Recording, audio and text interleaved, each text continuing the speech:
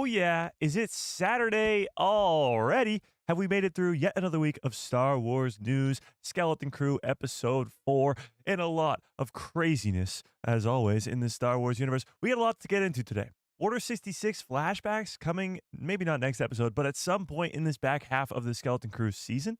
Also, lightsabers seem to have been confirmed, like we talked about on Thursday's live stream, but not everybody's convinced, so we're going to talk about it again today. And bounty hunters coming in the next episode of Skeleton Crew, because Brutus sent out a bounty on Jude Law, NaWood, and our four main characters' heads. Also, the Mandalorian and Grogu movie has wrapped filming. We got a lot of news to get into today and not a lot of time, so let's dive into all of it. What's up, everybody? How's everybody doing on this fine Saturday afternoon? What's up, chat? All right. No better way to spend a Saturday than talking about Star Wars, if I do say so myself. But let's say hi to everybody in the chat first, shall we? And while we do, rate episode 4. Now having about, 4 or 5 days to think about it, rewatch it, all that stuff. Rate episode 4 of the Skeleton Crew out of 10 in the chat. But let's say hi to everybody first, shall we? Nurse, what is up? Grandmaster in the house. 50 Thunderer, how we doing? Skywalker Academy, what is up? Mando United, how we doing? B-Man in the house. Fearless, what is up? Mando United, how we doing? Aaron, what is up? Another Mike who loves Star Wars. What's up, Mike? Thomas, how we doing? Trent in the house. Rebel Sith, how we doing? Brandon, what's up? Mike, how we doing? Darth Plagueis lives, what is up? Nathan, how we doing? All right, if I missed you, you know the deal. Navarro, what's up? You know the deal. Just yell at me in the chat. Let's give everybody a nice little, Hello there. General Kenobi. Okay, so if you didn't notice, we did the unboxing for the silver play button last stream, and that's why it's sitting right here. I was looking for a better spot for it, but I'm not going to move Chopper because he'd get too mad at me, and I'm not moving Boba Fett's helmet either because it wouldn't look right over there, so we're leaving it there for now. If I find a better place, I find a better place, but for now, it stays there. That's okay with you guys. Even if it's not, I don't care. So that's what happened on Thursday's live stream. Now, we talked about the fact that it's been confirmed that there's going to be lightsabers or a lightsaber in this Skeleton Crew series. Now, through 4 episodes, we haven't seen a lightsaber, obviously. So at some point over episode 5, 6, 7, or 8, we will be seeing a lightsaber in this show. But the strange part about that is, other than Jude Law, NaWood being able to wield the Force, there is nothing in this Skeleton Crew show that suggests seeing a lightsaber. Because Jude, even though he does wield the Force, doesn't own a lightsaber. So where would we see a lightsaber? Well, we talked about it last stream, that there's a possibility of a few Jedi in the galaxy that could show up, Cal Kestis being my personal favorite, but also Ezra Bridger, Luke Skywalker, maybe a Asajj Ventress if you go crazy, maybe a Barriss Offee if we're thinking absolutely insane, maybe even Mara Jade if you feel so crazy. But the most likely possibility, as we've kind of come to believe, is that an Order 66 flashback is on its way. Now, the reason for that being, Jude Law, NaWood is Force sensitive, but we don't know why, we don't know how or where he learned to wield the Force.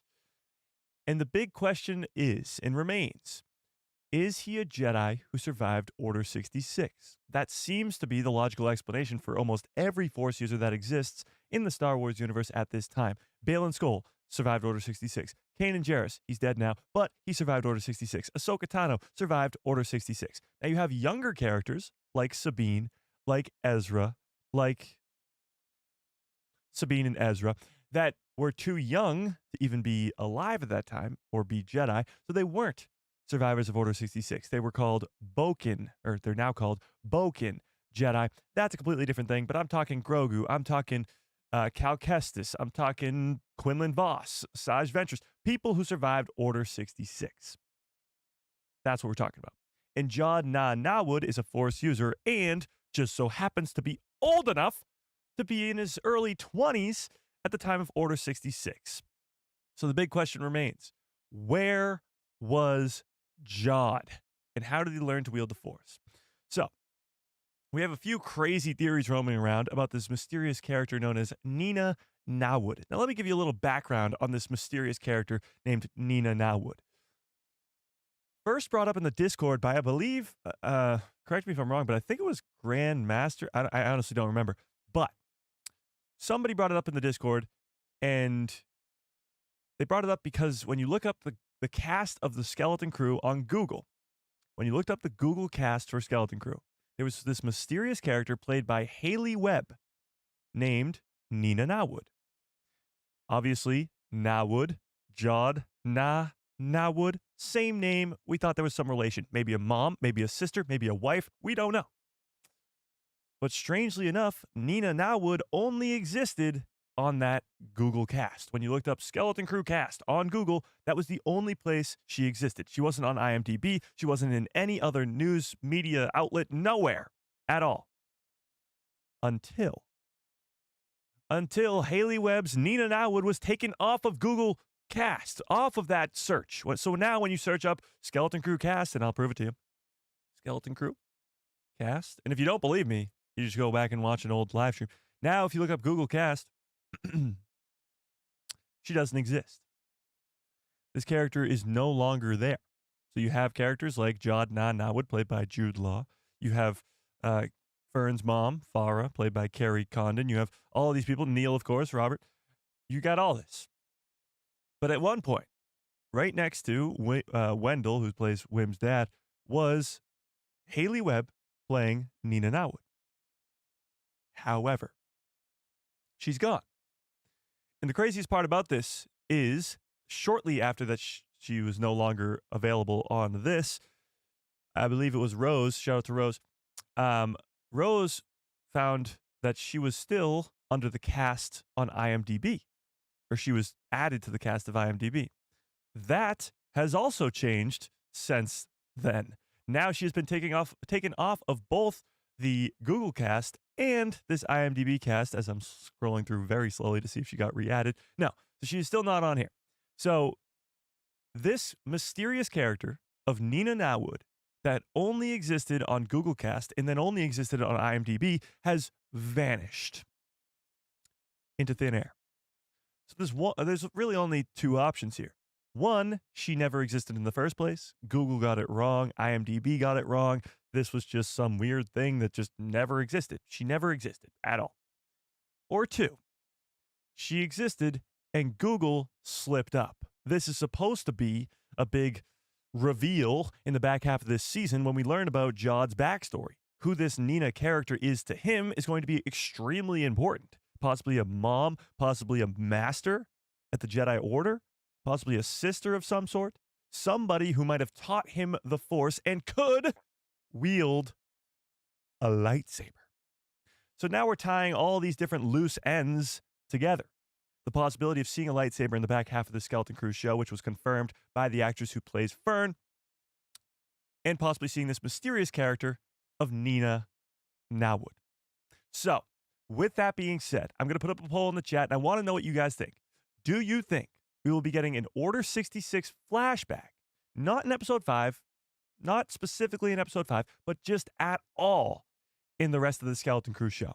Do you think at some point throughout the rest of this entire Skeleton Crew series, we will be seeing an Order 66 flashback? Let me put up, I can't put up the poll because I didn't end the last one. If you haven't smashed a freaking like on the stream, smash a freaking like on the stream, please. I appreciate it. But yeah, let's do that. If you have not already. All right, let's do this. Do you think we will see an Order 66 flashback in Skeleton Crew? Now, before you say, Mike, we've seen a mil... Oh, did I... Wait, hang on. Did something? Flashback V? Okay. Well, you know that I spelt it wrong. It doesn't matter. Whatever. Now, before you say, Mike, we've seen a million different flashbacks to Order 66 over the last 5 years. Yes, we have. Grogu, Order 66 flashback. Cal Kestis, Order 66 flashback. Kanan Jarrus, Order 66 in the Bad Batch Season 3. Clone Wars Season 7, Order 66 from Ahsoka's perspective. There's probably more. I can't think of them off the top of my head. But there's a lot of Order 66 flashbacks in recent past in the Star Wars universe.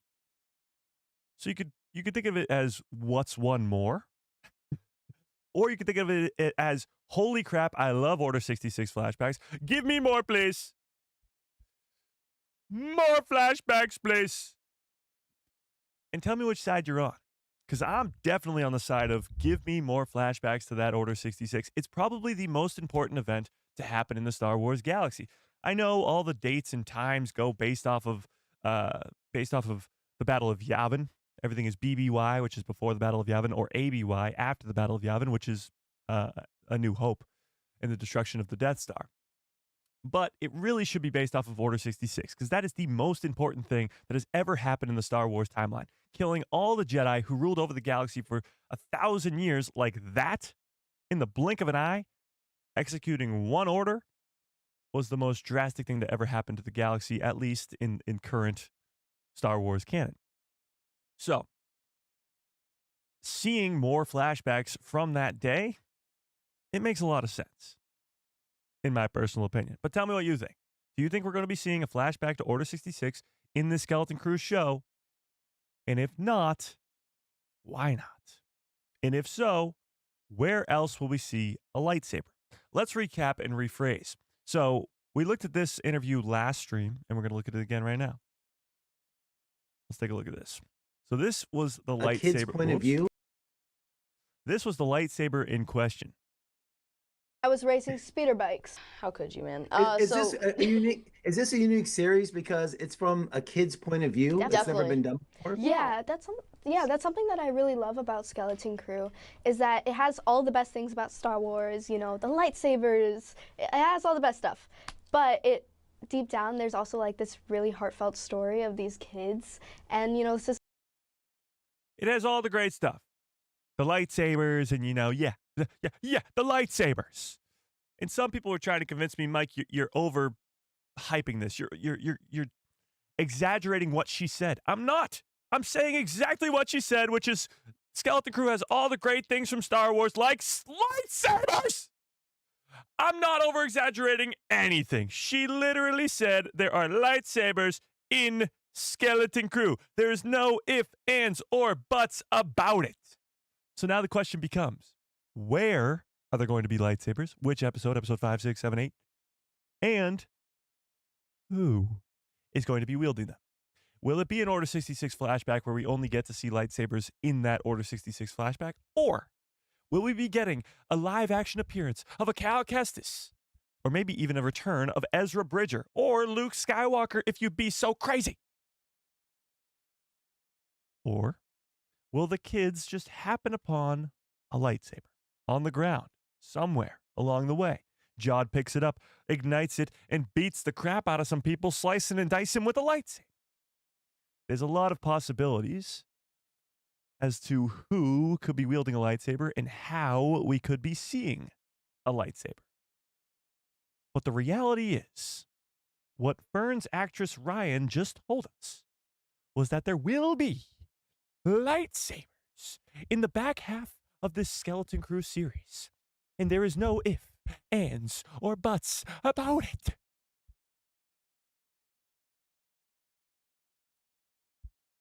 Okay. Now with that cleared up,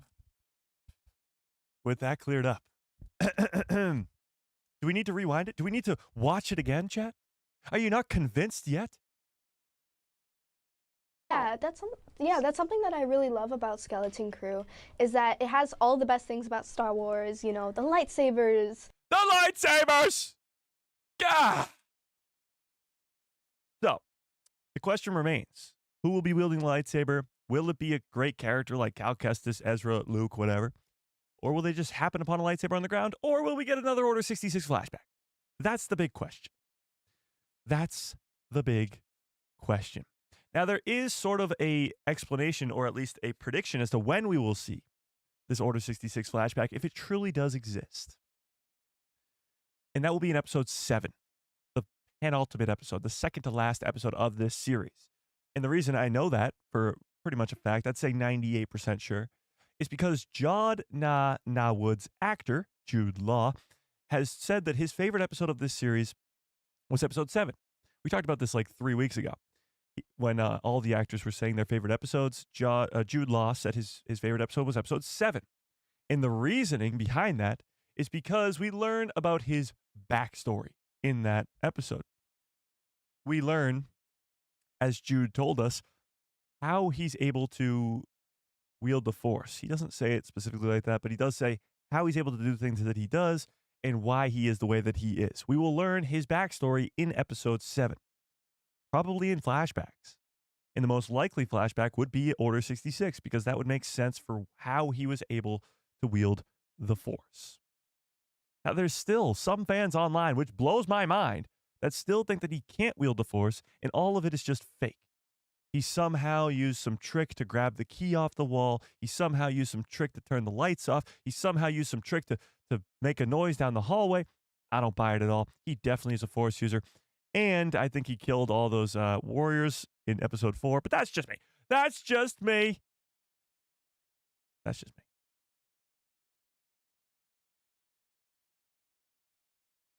I don't see Jod's character using a lightsaber. It will probably be Wim or Neil. Now, that would be insane. That would be insane. Flashbacks to Jedi Nina NaWood lightsaber training with Jod. It's a possibility.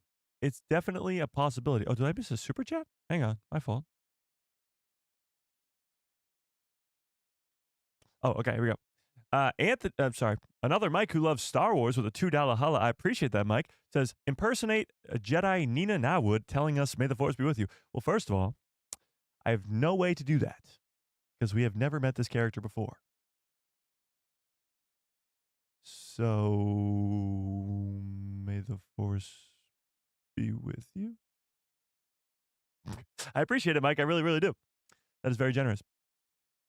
50 Thunderer says, I can't help thinking that the actress playing Nina NaWood is now surrounded by fog and satellites. She completely disappeared.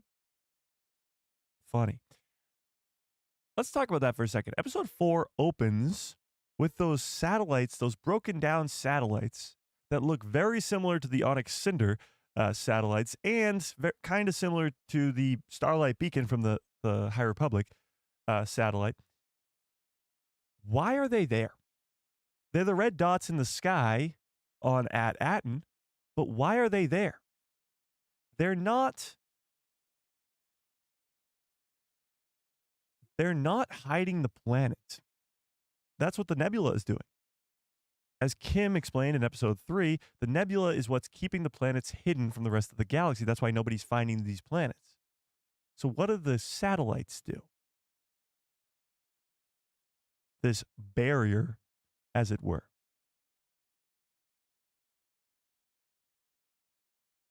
Aaron says, I'm fine with Jod being an Order 66 survivor, but I'm slightly worried about Order 66 becoming such a recurring trope in this Disney era. Well, again, like I said, it's because it's such an important event in the Star Wars timeline. Having Order 66 be something that we return to often makes sense because it's that important in all of these characters that sort of exist in the Mandoverse time period, from Din Djarin all the way to Jude Law NaWood. If they were old enough to be alive during the events of Order 66, that specific event would be so important in their lives, like ridiculously important, because it changed the entire galaxy forever. You went from the Republic in this clone wars between the Separatists and the Republic to the Empire. The mighty fist of the Empire raining down on your planets, your seemingly free planet. So everybody's life changed forever. So everyone who existed in that time period, everybody who had a life during Order 66 was affected by Order 66. So that's why it becomes such a reoccurring topic in this Mandoverse era. So many of these characters that we talk about, that we watch on screen, were affected by that date. Grogu, Jod, probably, if we actually eventually see that. And of course, all the rest of them, Ahsoka Tano and so on. Yeah. Yeah. Nathan says, yes, we will see a scene with Jod, and he'll be revealed as Cal Kestis in that scene. No, there's absolutely no way that Jude Law NaWood is Cal Kestis. I mean, there could be a way, but no, I don't think so. I really hope not.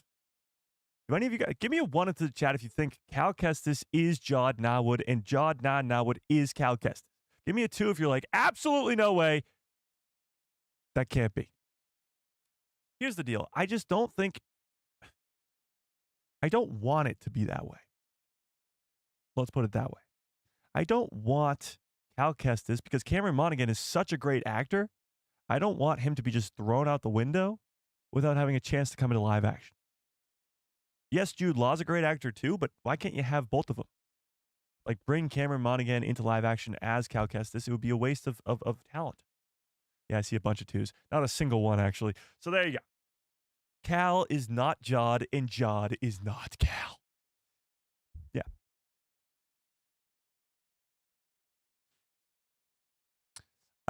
Nurse Grimmy says, give us a main dark side user who's the main villain in this series. The new captain? I don't think you're going to see a dark side user in this series at all. Like Brutus, no. I think they're just going to go the route of Jude being the only Force user in this show. The only lightsabers that we're referring to are probably going to be in Order 66 flashbacks, unless Jude eventually gets his own lightsaber, which would be pretty cool. Maybe. And I think they're just going to focus more on pirates and bounty hunters. And we'll talk about bounty hunters in a little bit because they're extremely important, and I do think they will be in Episode 5 specifically. The possibility of seeing Bossk or Dengar or something like that, we'll talk about it. But I think they're going to focus on the less Force-sensitive side of Star Wars with pirates and all that stuff, rather than focusing so much on the Force side of things, like they do with Grogu, like they do with Ahsoka and Sabine and Ezra. I think this is going to be a show that's about pirates, that's going to stay mostly about pirates, with maybe, just maybe, a flashback to Order 66 thrown in there, just to give us a little bit of light as to how Jude became a Force user and how he survived all these years. Yeah. So I don't think there'll be any dark side users in this show. Yeah. Another Mike who loves Star Wars says, Nina NaWood is definitely a slip-up, or maybe it was an apparent slip-up, but actually a marketing scheme. That's a possibility too. They leaked it out a little bit just to get people hyped up, just to see if people were paying attention, which of course we were. And maybe they slipped up for a reason so that some fans would catch on to the Nina NaWood story, and then some fans wouldn't. That's a possibility too. Lee, what's up? How we doing? How we doing? What if Cal is with Nina NaWood? Now, that's a different possibility. Not that Jude is Cal, but that Cal could be in this flashback. That would be pretty wild. Because in an Order 66 flashback, you could be seeing some familiar faces. In the Grogu flashback, the only familiar face was really just Kelleran Beck, and he wasn't really a familiar face. But if Jude was at the Jedi Temple, then you might see some familiar faces. Even if he wasn't at the Jedi Temple, you could be seeing some familiar faces as well. Yeah. Or, if we're lucky, we might even see Palpatine come on a hologram, holo message, whatever you want to call it, to the clone that's with Jude and his master, possibly Nina NaWood, saying, execute Order 66. That'd be pretty epic. That would be pretty epic. Rebel Sith says, yes, but not exactly the flashback. Oh, sorry, not exactly. The flashback will be different. I think it's a post-Order 66 flashback. Nina is fighting off the Imperials a few months later, maybe even an Inquisitor. But she barely gets away, and Jude hides her and saves her. I've seen that theory too. Maybe it was you who said it before. But yeah, it's possible that Jude saves a Jedi and then learns the Force from said Jedi. I think it's far more likely, though, that he was just a Jedi from the start. Like he was just already training during Order 66. But I guess we'll have to wait and see. We never really see the story of a Jedi falling to the dark side right after Order 66. We know some of them do. Baylan Skoll, he's more of a grayish area. He's not really fully dark side. He's not a Jedi, but he's a gray area type dude. But Baylan Skoll is definitely not the Jedi way anymore. Similar to Inquisitors who went to the dark side, but we never actually see those Inquisitors go from Jedi to dark side user. Seeing Jude go from a Jedi training with the Jedi Order to a pirate or a scoundrel type, the Han Solo-esque kind of character that we know him to be now, that will be pretty interesting to see. Yeah. Ezra makes total sense to tie into this show and the other characters to bring all these shows together. I agree with that. I think if anybody other than Cal Kestis was to show up in this show with a lightsaber, it would be Ezra Bridger, because he could tie all these stories together. Ezra is tied to the New Republic, which is tied to the Mandalorian, which is tied to Ahsoka, which is tied to all of it. I guess all but the Book of Boba Fett, but whatever. So it would make sense that Ezra Bridger could show up in this show. We've already seen New Republic X-Wings. We already know that New Republic will return in this show at some point. So it makes sense. It absolutely makes sense. Mike is losing it. I'm not losing it. You're losing it. Ever think about that? Did you ever think about that, Darth Raccoon R? Jeez. Flashback to Jedi Nina NaWood training Jude. I would like it a lot. Yes, I would like it quite a bit. Inklet with a very generous $2 holla. I appreciate that. It says, I really think that the rat has a bigger role. Ooh, interesting. So the rat inside of SM-33's head. Some people actually think that this is a intelligent being, let's say, inside of SM-33 that's actually controlling the droid. I don't think so. I think this is actually just some type of rat that found its way into his head and is now just living there, rent-free, inside of his head, which would be probably make the most sense. He's just eating at his memory core because he's just a rat. But I don't know. Maybe you're right. Maybe this is some incredibly intelligent rat that is doing this on purpose. Possibly. Yeah. Lee says, and how come the Onyx Cinder can get in and out of these planets without detection of anything else happening? Well, that's a good question. And again, could be something that ties back to episode 1. Because in episode 1, we see the kids leave the barrier, and they're really upset about that. First of all, the droids say that nobody can leave the barrier. It's impossible. Then the kids say, we're going to run into the barrier and we're all going to die. But that barrier doesn't actually exist. It was sort of just a figment of their imagination, or at least something that they were told when they were younger that didn't really exist. I don't know. So the barrier, and the fact that the Onyx Cinder specifically can enter and exit the barrier without being detected could be important. Sean says, who's directing episode 5? Episode 5, I believe, and let me double check, is Jake Schreier, the guy who's doing Thunderbolts. Let me double check. Yeah, there we go. Episode 5 is Jake Schreier. Yeah. He's the guy who's directing the Thunderbolts for the MCU, which comes out next year. And he's directing this episode. Bryce Dallas Howard is episode 6. And then Lee Isaac Chung is Jude NaWood's favorite character, or I mean Jude Law's favorite episode. And then John Watts ends the show. But let's talk about this for a second, because we saw some behind the scenes pictures of Jake on set in the treasure room. So let me go double check this. If somebody in the Discord can find me those images really quick, that would be fantastic. Oh my God. Sonny with a very generous $20 holla. Holy shit. Says, love your channel and congrats on the success. Sonny, I appreciate that quite a bit. $20 is insane, Sonny. I appreciate that. That is very, very, very, very nice. Jesus. $20 is insane. I appreciate it quite a bit. And yes, we have had some success lately. It's nice. It is very nice. Hey, Brandon, can we get him out of there? Thank you. All right, let's do this. Send something to Discord. Do. You know? Do you know, chat? Do you know? All right, so let's talk about this. So a little bit of behind the scenes stuff going on here. Shoot. Let's see. So Jake Schreier is our next episode director, and it is possible that we could be finding the treasure in the next episode. Yeah, that's right. The treasure that Jude Law NaWood is searching for this whole time. We could be finally finding it in this next episode.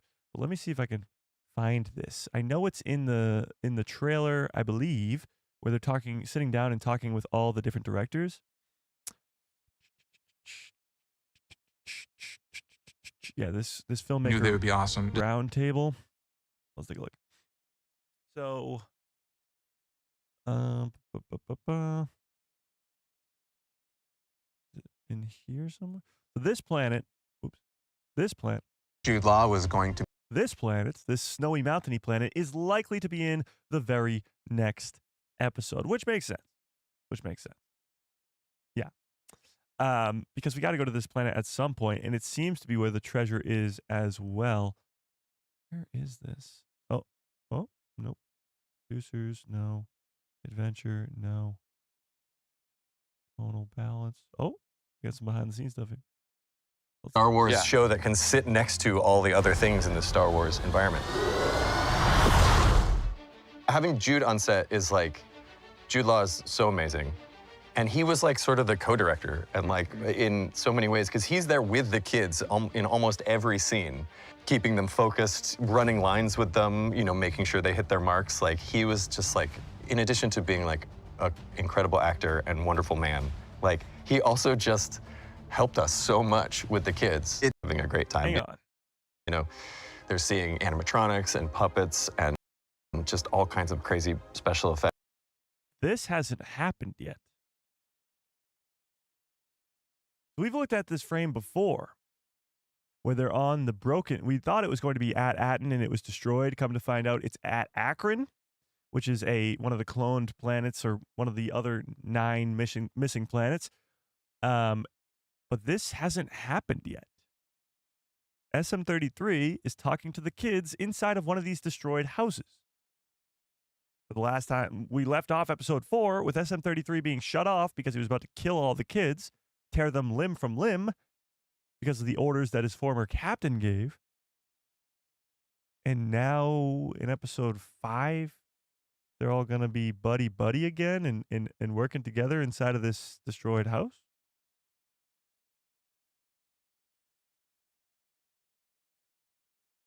What's going on here, chat?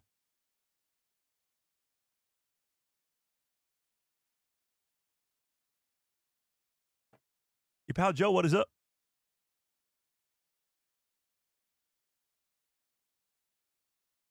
KB probably reprogrammed him. That's a possibility. I mean, there's no way SM-33 is just going to be out of the picture for the rest of the show. But what if this isn't at Akron? What if this is the next planet on the list?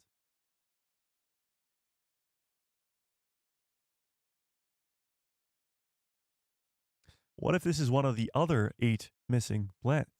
They're having so much fun, and our 4 kids were just such a fantastic little group. Like, I love them so much. Yeah. It reminds you of why you got into this business in the first place. So that like you're getting to pretend, you're getting to play, you're getting to invent and have so much fun doing it. And so often filmmaking can become a job, but it's not. And when you're working with children, it reminds you that this is all make-believe and it's so much fun. I can't find it, but it's probably in that somewhere or somewhere else. I don't even know. But we have seen Jake Schreier, the director of the next episode, on the set where the treasure room is. That's pretty wild. Yeah. Pretty dang wild. All right, let me see. Nah, nobody's found it in the Discord yet. That's fine. That's okay. That's okay. All right, let's talk about this, shall we? So, again, Sonny, I appreciate that quite a bit. $20 is insane just to say congrats. I appreciate All right, so let's talk about this.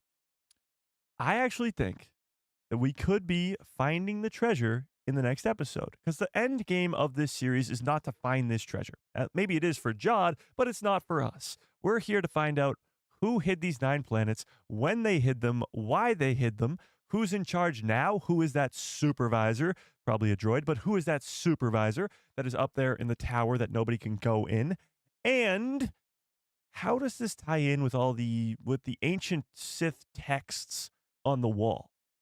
There are two scenes that we haven't seen yet, that are going to be the most important of the entire show. This being one of them. This is Fern's mom, Wim's dad, all up in the supervisor's tower. This is when they get back home in the supervisor's tower. You can see, because these are the coordinates to one of the other planets, the pillar with the coordinates on it, another pillar over there with the coordinates on it. This is the supervisor tower intact on At-Aten. This confirms that the kids will make it back home, and they will go confront the supervisor on At-Aten. This is most likely going to be, I'd guess, in the last episode, but I have no idea. And I started to go on this crazy, cool theory about how this looks like hyperspace in the background, but you all blew me off because you were like, no, it doesn't, Mike. It does! It looks blue. It looks swirly. It looks like hyperspace. To me.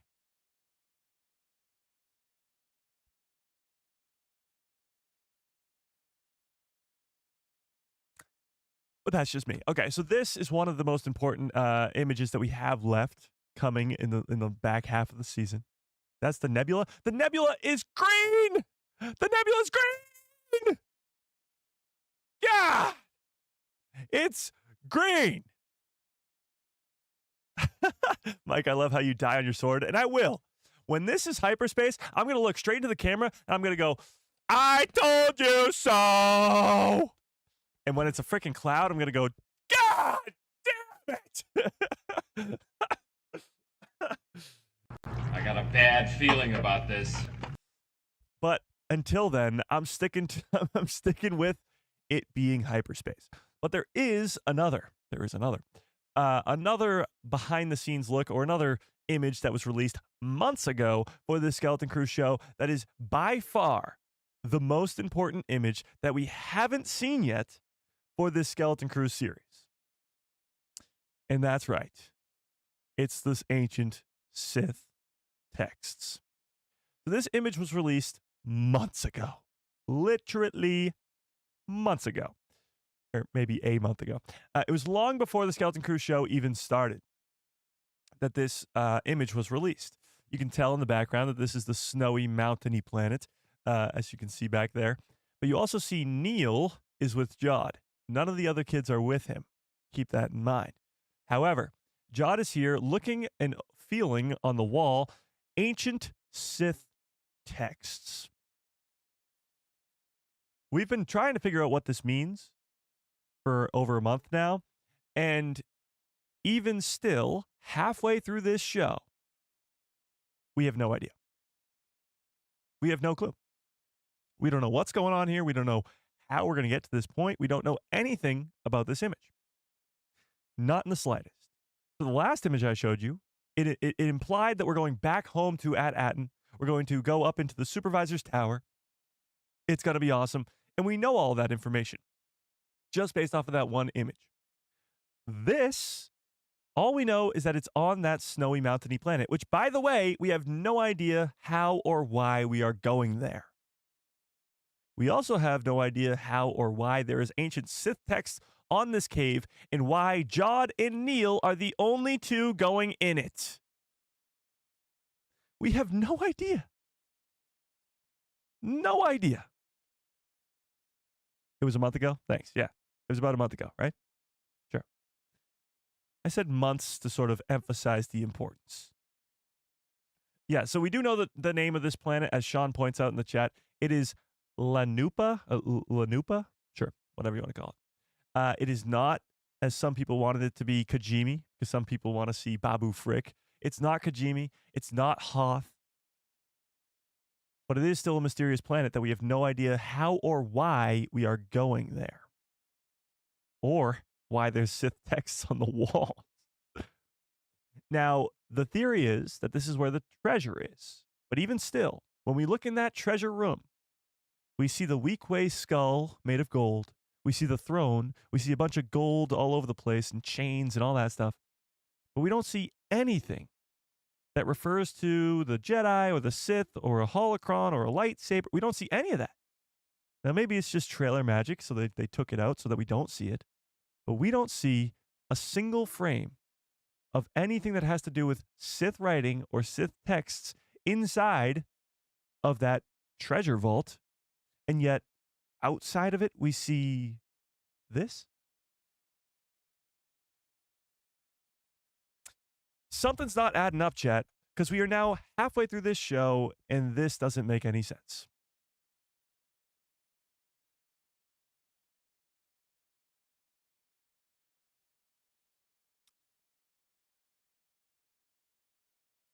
Thoughts, opinions, theories? What is this? There has been nothing in the Skeleton Crew show that has anything to do with Sith, the possibility of going to a Sith temple or some strange place with Sith writing on it. Nothing. Absolutely nothing. So this image is by far the most important piece of marketing that they've done for this show the entire time. Over a month ago, we received this image, and we still have zero clue of what it means. What it means, why it's there, why we're going there.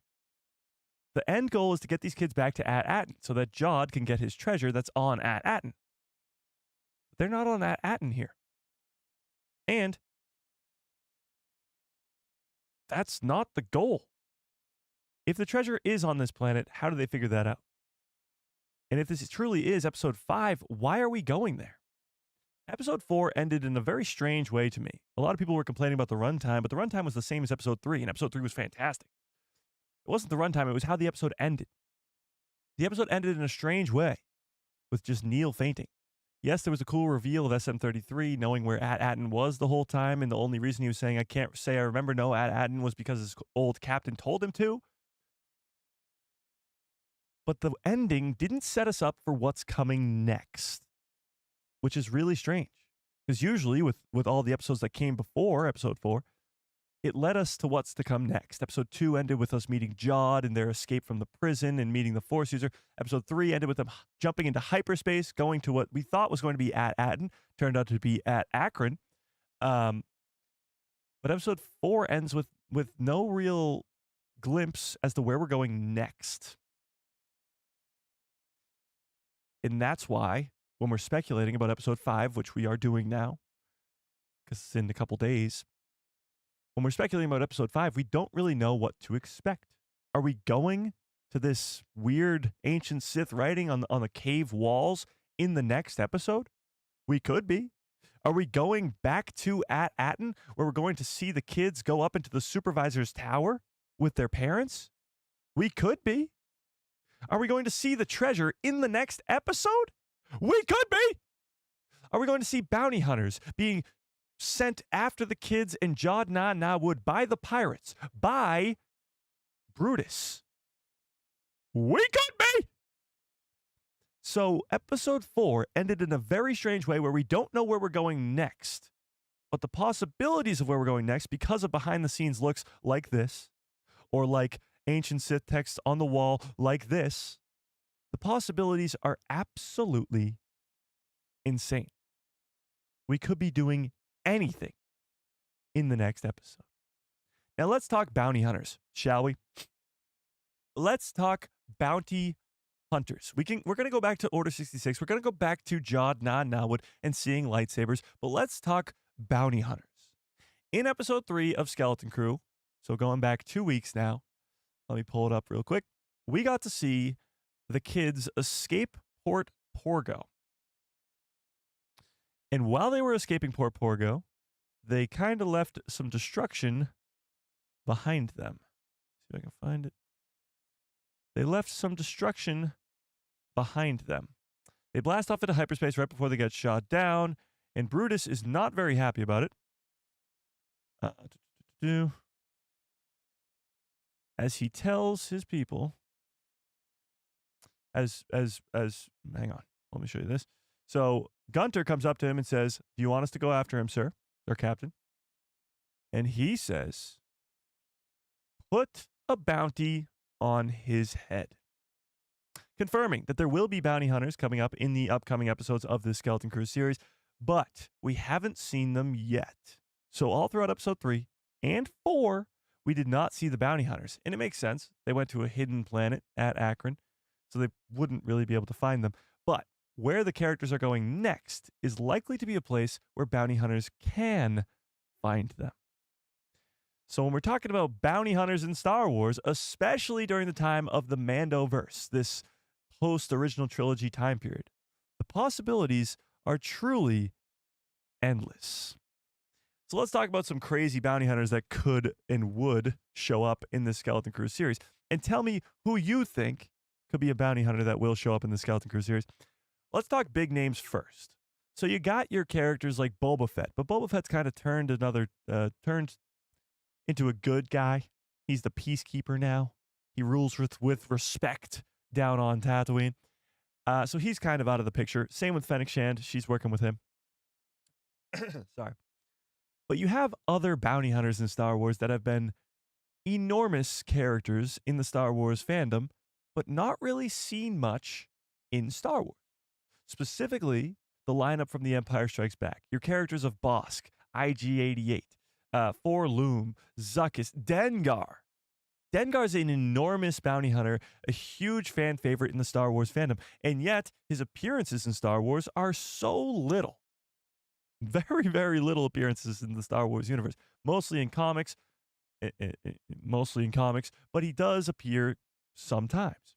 So it would be great if we actually got to see a character like a Dengar, that's a fan favorite character, or a Bossk, that's a fan favorite character that doesn't really get much screen time anywhere else in the Star Wars universe, come in and play a tiny little role of bounty hunting for these kids in Jude Law NaWood in this Skeleton Crew series. And I have to bring it up because it's so important.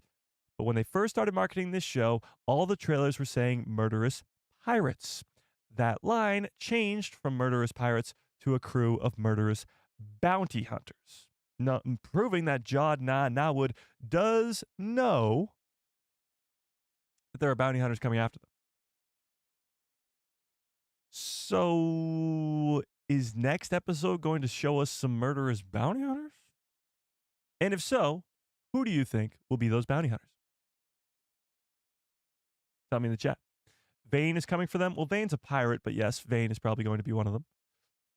Hondo Unaka, again a pirate, but I don't know why he would be bounty hunting after these kids. IG-88, definitely. I think so. Bossk would be great. It's Forloom, not Forloom. Forloam? Forloam, not Forloom? Are we sure about that one? I pronounce stuff wrong all the time, and you may be right. But I thought it was Forloom. Loam? Loom? Lom? Loomadooma Ding Dong? I don't know. But we'll find out. We shall find out. The bounty hunters will catch them, and maybe they will go looking on the other side of the At worlds, since they were not hidden anymore. I don't think the bounty hunters will alert the pirates when they find them. No, because they're going to want to get the money for their ransom. You know. I missed the super chat. Oh, hang on. I missed the super chat. Oh, I did. I missed two. Oh no, I didn't. I just missed one in a monthly thing. Okay. Let me scroll back up here. Oh, Darth Plagueis lives with a very generous $5 holla. Says, I love the Order 66 flashbacks. I'm all for it. Nice. And the play button looks great. Thank you. Thank you. I appreciate that quite a bit. And it does look great, doesn't it? I saw somebody say, Mike, did you try and press play on it? I have not. Let's try. Now I'm a little nervous, Chad. I'm a little nervous. This is where the fun begins.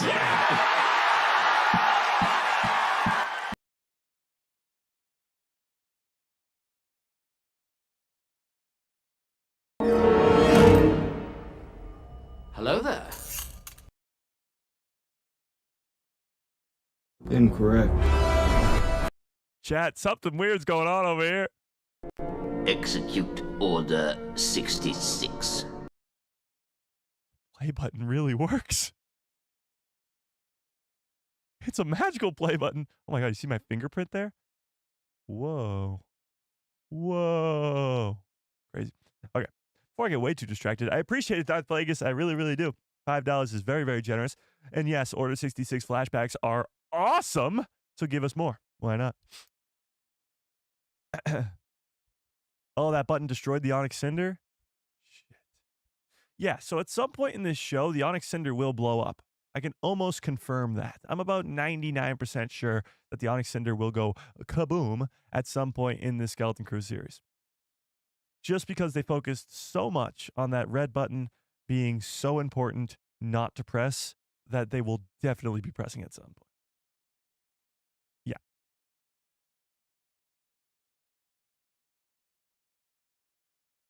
Harrison says, looks kind of dusty. Could it be his home planet?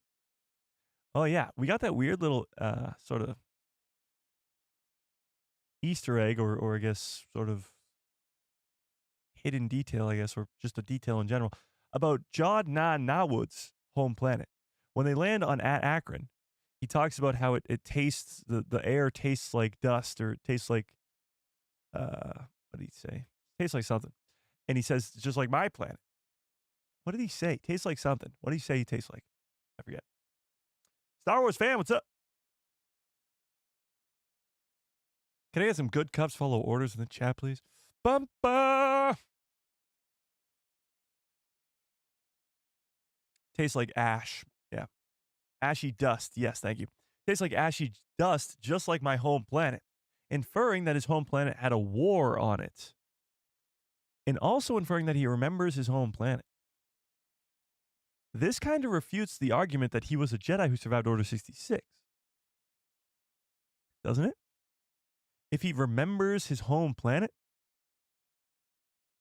you're a pretty young kid when you get taken off of your home world, so you probably wouldn't remember it much. Interesting. Interesting. We have to keep that in mind. Nicholas, what's up?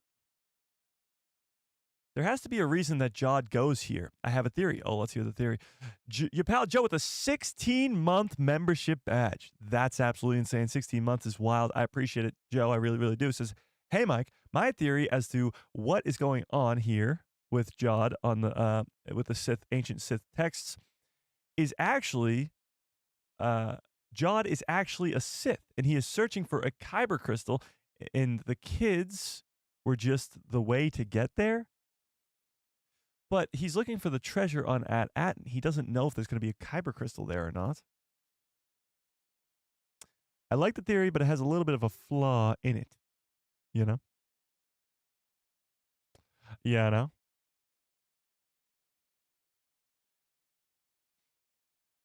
Thanks, Lee. I appreciate it.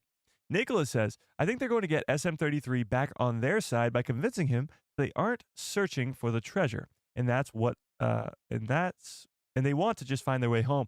Well, the problem is when they turned off SM-33, he came to the realization, or before they turned him off, he came to the realization, or that he came to the reprogramming that he does know where At-Aten is. So they're going to have to change that programming at some point. Like probably KB, because she's a freaking goat, is going to be the one who does it. Yeah. Evil Sith Steve Urkel sounds dope. It does, but I seriously doubt it. Yeah. Star Wars fan says, hey guys, what do you think about Skeleton Crew so far? I'm absolutely loving it. If I were to give it a total score right now, I'd probably say an 8.59 out of 10. And I think the back half of this season will push it even higher than that. But I'm loving it. I'm loving it. We should really get a McDonald's sponsorship over here. McDonald's, if you're watching, we know that you are. I say I'm loving it like 10 times a stream. I could be getting you so much money right now. So here's the thing. You want a McChicken, Mc, whatever they're called. I don't even know. I don't go to McDonald's. But if you're watching McDonald's, and we know that you are, hit a guy up. You know, just send me an email. Say, we will give you $10,000 for every time you say I'm loving it. And then I'll just be like, oh, Skeleton Crew, I'm loving it. Ba-da-ba-ba-ba.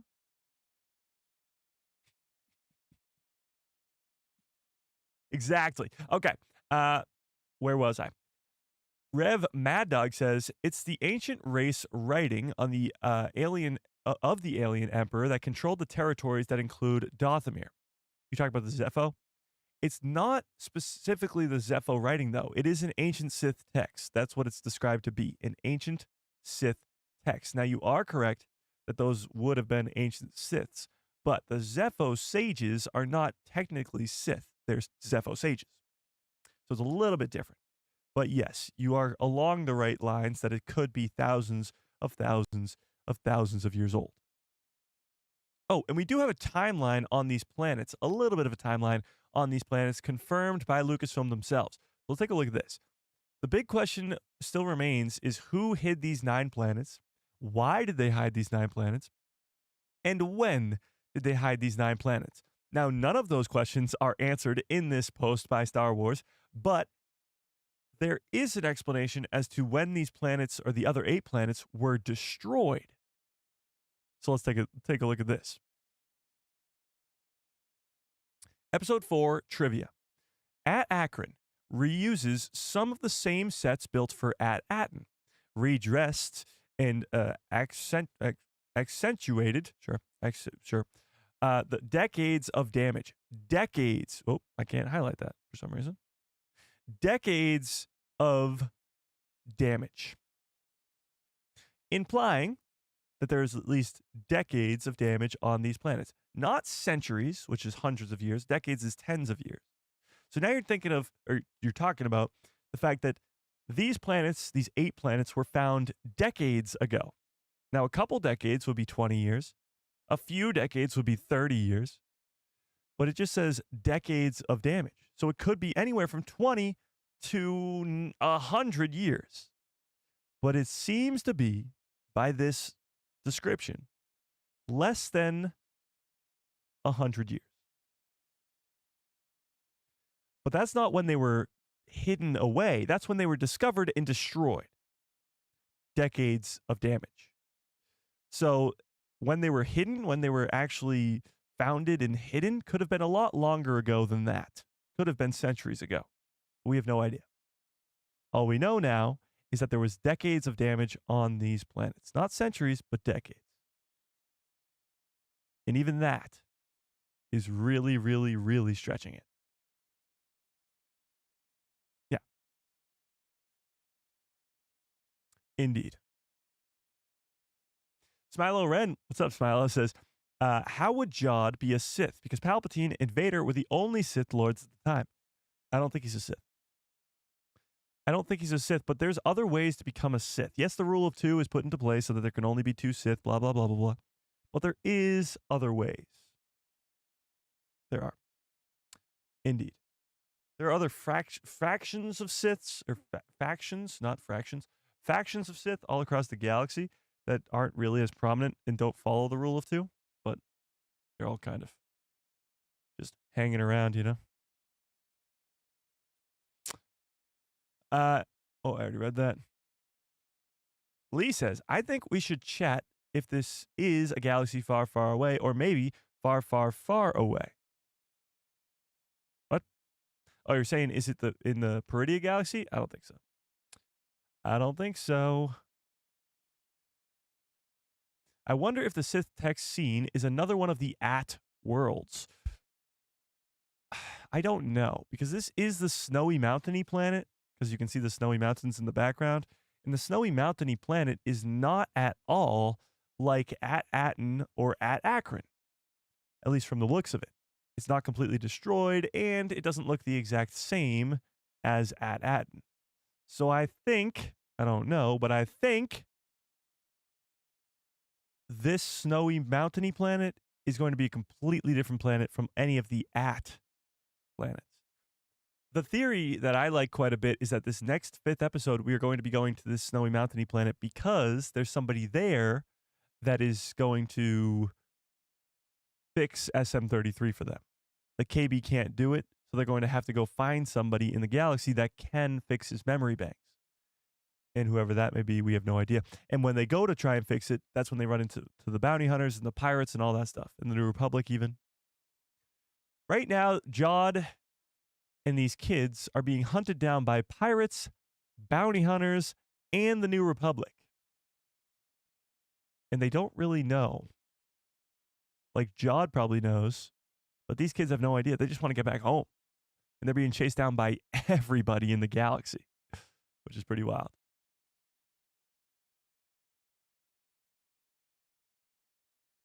Yeah.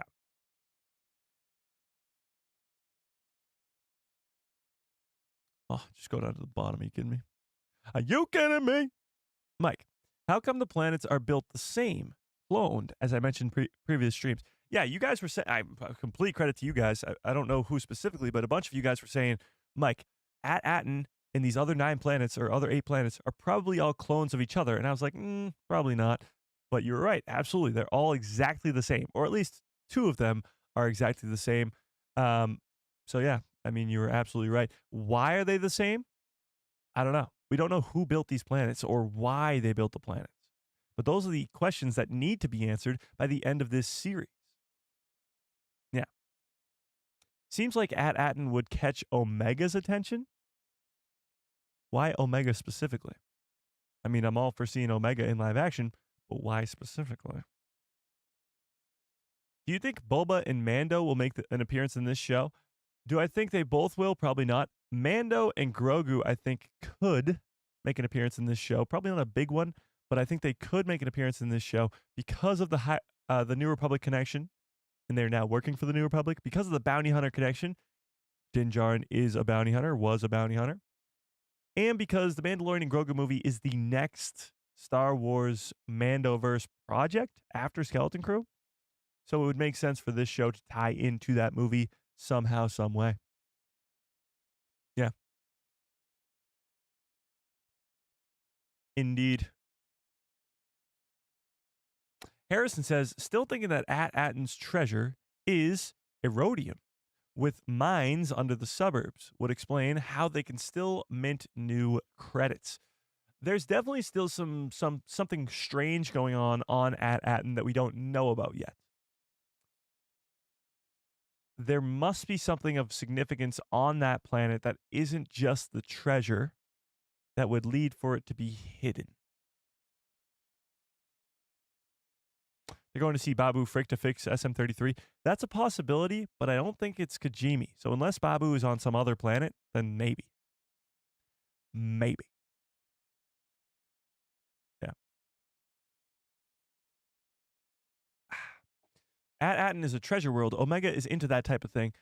That's a little true. She did get from Fee, from the Bad Batch, did get that sort of pirate, sort of treasure hunter type of lesson, I guess.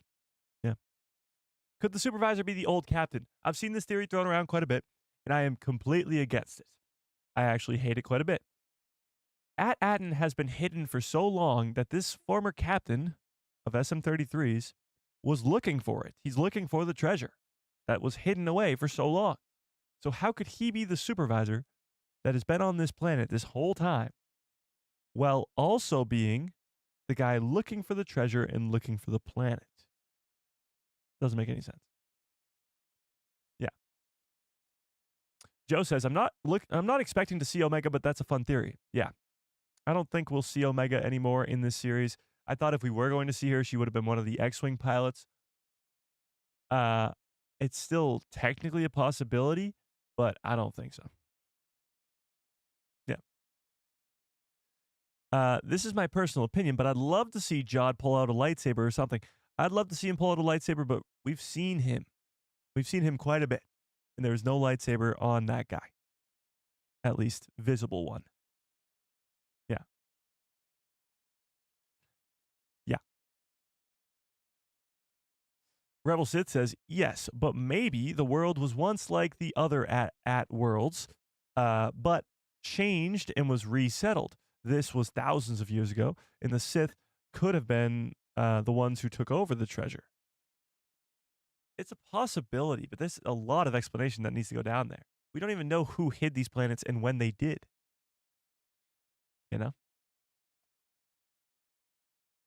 You know? Grandmaster says, most of the content in this live was posted on the Discord by the great Discord members. Great job, everyone. That's true. A lot of the stuff we talk about on live streams are brought up by Discord people because that's where the conversation just goes on all week. Now, obviously, some stuff we come up with live and others come from the show itself. But yes, A lot of hidden details and stuff are found by the nice people on the Discord. So if you're not yet in the Discord, there's a link in the description below to a Discord called The People Who Love Star Wars. Go join it immediately. Immediately. What happens if you push the YouTube button twice? Like double click it? Is it like force pushing and getting more super chats? Oh, let's find out. Super chats if I double click the play button?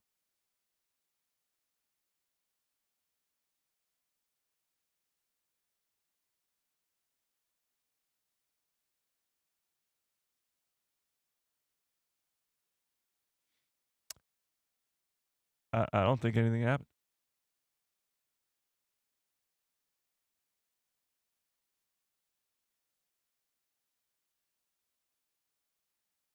Nothing.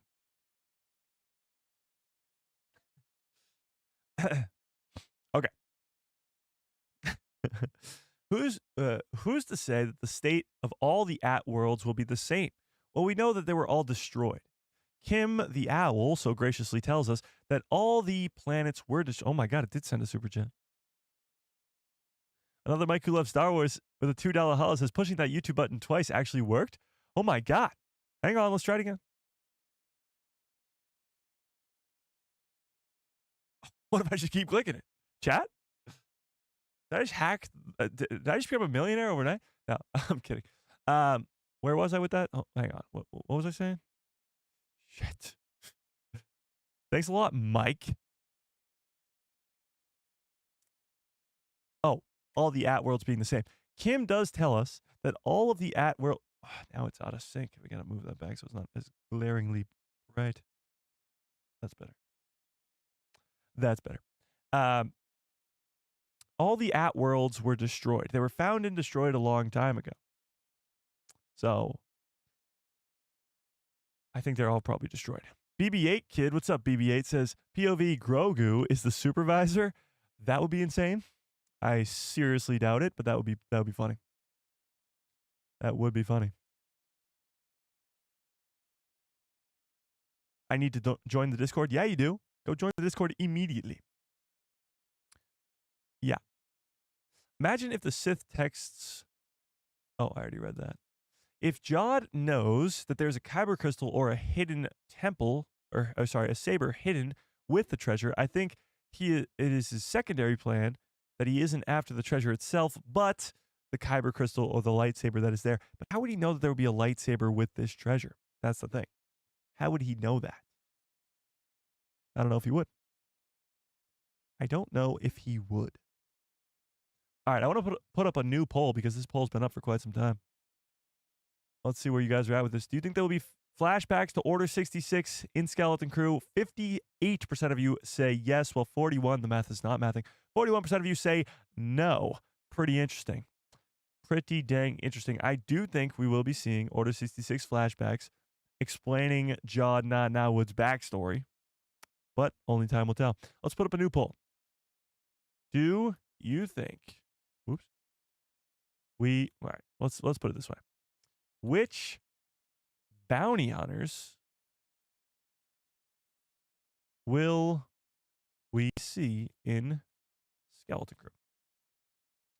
Do you think we'll see somebody like a Bossk? Do you think we'll see someone like a Dengar?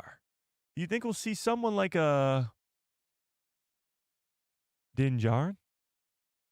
Maybe not hunting down the kids, but he's a bounty hunter nonetheless. And then we'll just put for the fourth option, because I only get four options, other. So what bounty hunters do you think we will be seeing in this Skeleton Crew series? Greedo, hate to break it to you, but Greedo was gunned down by Han Solo in this cantina on Tatooine, probably like, I don't know, 10, 15 years before this show. So I don't think he's coming back.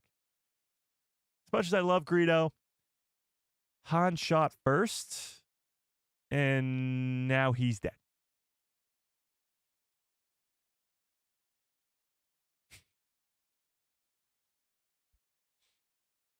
Greedo's bounty hunter ghost. Okay, well, that's a possibility. And can we talk about, for a second here, can we talk about Cad Bane? Because Cad Bane, many fans still believe to be alive.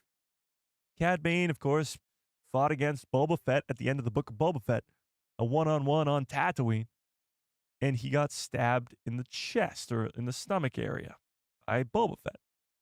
Now, some fans believe that blinking red light on his chest indicated that he was still alive.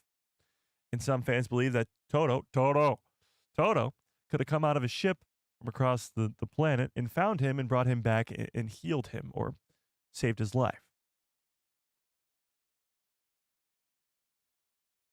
Give me a 1 into the chat if you think Cad Bane is still alive.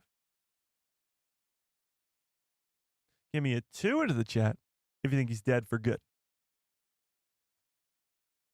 Is Cad Bane still alive? Who is Dengar? Dengar is the guy from, the only way I can really describe him is the guy from The Empire Strikes Back who has toilet paper around his head. Not actually. I'll show you a picture. Let's see. Dengar. Dengar looks like this. My description was pretty spot on. This is Dengar. I mean, a guy with toilet paper around his head. I was spot on with that description, chat. Can we be real? Like that's exactly what he is. No one is ever really dead in Star Wars. It seems that way, but I mean, a guy like Greedo, or Cad Bane for that matter, as a lot of people like to say, no body, no death. We kind of saw Cad Bane's body die. But there's some people that think he's still alive. As a lot of you in the chat do. My thing is, Cad Bane is such a great bad guy. He's my favorite bounty hunter of all time. To just bring him into live action for 2 episodes, really only 1 episode, and then kill him off. Not a fan. I need more. Toto's not that advanced of a droid. Well, Toto kind of saves his ass a few times in the Clone Wars. Did anyone notice the similarities between Silvo's helmet and Leia's bounty hunter helmet? Yes. And Revan's? Not really Revan's as much, but yes, the Leia one for sure. Well, here's the thing too, chat. When we're talking about bounty hunters coming in this next episode, or in I guess any of the episodes coming up, we got to talk about the fact that in the trailer it mentions murderous bounty hunters. And when it says murderous bounty hunters, we see Captain Silvo. So it's some trailer magic trying to make us believe that, I'll show you what I mean. It's some trailer magic making us believe that Captain Silvo is the murderous pirate when it's really not. Where was this? There's so many trailers that I don't know which. Oh, it's this one. All we want is to find our way home. I'll get you home. Got a crew of murderous bounty hunters. Crew of murderous bounty hunters. And when he says bounty hunters, we see this mysterious masked man. Now, we found out that this mysterious masked man is Nina NaWood. It is Captain Silvo. But at the time, we didn't know that. So we were assuming that this was a bounty hunter. And we were trying to figure out who would be under that mask.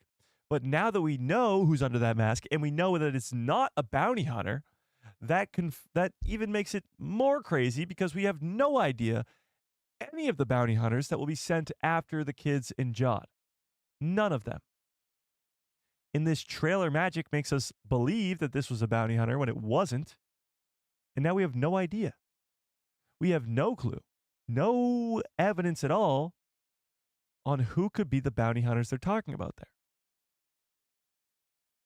So now the crew of murderous bounty hunters is completely anonymous because we haven't seen any bounty hunters in the Skeleton Crew series yet. So when we predict who are going to be the bounty hunters in the Skeleton Crew series, anybody's on the table because we don't know any of them. None of them are seen in any of the trailers. We haven't seen any familiar bounty hunting faces. It's pretty wild. The trailer magic has gotten out of hand. Indeed. Oh, I missed the super chat. Selena with a very generous $5 holla. I appreciate that. Oh, wait, there was another super chat I missed? I missed another one. Selena with the first super chat, $2 holla. Oh my God. Says Merry Christmas and Happy New Year's. I appreciate that. And then says, and Happy Holidays. slow reaction to the play button pushing. I appreciate that, Selena. I really, really do. That is very, very generous. All you guys super chatting today. I appreciate it. But yes, of course, happy holidays to all you guys. A little bit of behind the scenes stuff. We're going to have to change Monday's live stream this week back to Tuesday because I have a Christmas party on Monday. So like a family party. So I can't stream on Monday. So we're going to have to switch that to Tuesday. So now we're going back to prediction stream on Tuesday at 2 p.m. and watch party at 9 or 8:45. So Tuesday's going to be a jam-packed day of streaming. So we got to go back to that. Yes. And I may be dressed up as Santa on Tuesday night. Maybe. We'll find out. But it's going to be a long one, and hopefully it's going to be a good one because I'm going to be up late doing the breakdown video, and Santa will come while I'm making the breakdown video, and I'll be dressed as Santa, and then we'll point at each other like we're both Spider-Man in that Spider-Man meme, and we'll just point at each other like, you know.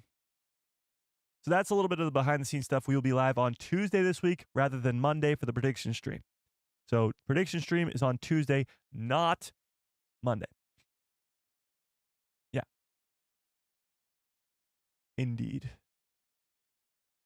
Smilo Ren says, bro, Cad Bane was stabbed in the chest, but judging by Disney's track record of keeping people alive that were stabbed, I wouldn't be surprised if he was alive. It's not just Disney, people, okay? Darth Maul was brought back long before anybody else, and he was literally sliced in half. So, yeah. Yeah. Dengar also briefly was in the Clone Wars when Asajj Ventress was first bounty hunting with a young Boba crew. That is true, too. That is true as well. A new bounty hunter would be great. I like the story being self-contained with Skeleton Crew. I also like seeing normal people using the Force. No need to just join the church to use the Force. So no need to be a Jedi or a Sith to use the Force, you're saying? I agree, but you need training, and usually, especially with the character of the Age of Jod, it would make sense for him to be Order 66 survivor. Yeah. But not all Force users need to be Jedi. You're absolutely true. Absolutely right. Shin Hati, Ezra Bridger, Sabine Wren, Ahsoka Tano. Reiko Hardeen would be crazy. That's true, too. The undercover Obi-Wan arc in the Clone Wars was one of my favorites. It's a great one. It's crazy, too, that the Jedi thought it was a good idea to convince Anakin that Obi-Wan had died.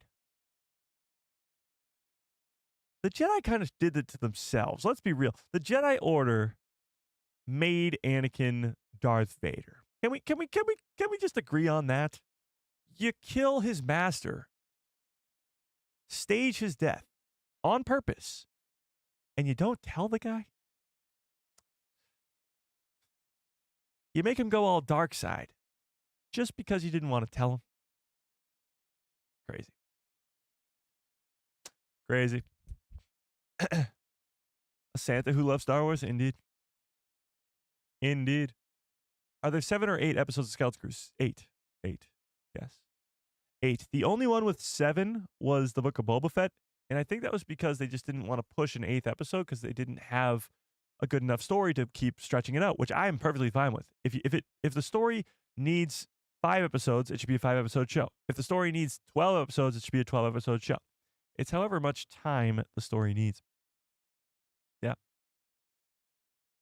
But the sprinkle of Palpatine grooming, yeah, it was sort of a perfect storm. Palpatine grooming Anakin while the Jedi Order was just casting him to the side. It wasn't the best equation for success there with the Chosen One. Absolutely not. You got a new Christmas jumper for your Christmas party? I have a Vader Christmas sweater, which I'll be wearing on Tuesday's prediction stream. And then I got a full-on Santa outfit. And I don't know if I'll wear that full for the live stream because it's very hot. So I don't know if I'll be able to wear it for the whole stream. I'll just get too sweaty and gross. But we'll see. We shall see. Pirates can't put bounties on other pirates. Why not? What's weird to me is that they are putting a bounty on their heads. Like, why not the pirates just go after them themselves? Why not just have Brutus and the others just go after Jod and the kids by themselves? Why do they need to go get bounty hunters to do what they could do themselves? It's weird. Maybe because bounty hunters have the ability to? I don't know. Maybe we don't see any bounty hunters, just the pirates. Well, then why did he say put a bounty on their head? If he didn't put a bounty on their head, I would agree with you. I would think it was just going to be pirates, but they did put a bounty on their head, which is strange. What are your episode 5 predictions? Okay, let's hear specifics for episode 5 predictions. For me, I think we're going to the snowy mountainy planet, and I think we might even find the treasure. Yeah, I think episode 5 is going to be a big one. Just like episode 5 has been a big one for every Star Wars Disney Plus series so far. Think about it. Ahsoka, episode 5 was Ahsoka versus Anakin in the World Between Worlds. Incredible. The Mandalorian season 3, episode 5, I don't remember. Episode 2, season 2, episode 5, though, was the Ahsoka in live action for the first time ever. We learned Grogu's name for the first time. The Book of Boba Fett, episode 5, was the Mandalorian episode, which was incredible. The Acolyte episode 5 was the night in the woods, or in the forest, where Chimere killed all of the Jedi. Spoiler alert. That was incredible. What else was in episode 5? Kenobi episode 5 was the flashbacks to the Attack of the Clones, and the Vader versus Reva, and the Vader pulling the ship out of space, out of the sky. You get the point. Episode 5s have been incredible throughout the course of Disney Plus series. And I think Skeleton Crew is going to continue that trend. And I think episode 5 is going to have some massive surprises coming our way and massive twists and turns. The big twist and turn, of course, being Order 66 flashbacks or this ancient Sith writing. This big twist that's coming might just blow our minds. The fact that Jod he would even know this. Like, this is such a big mystery around the character of Jude Law NaWood. We don't really know where he came from. We don't know how he knows the Force.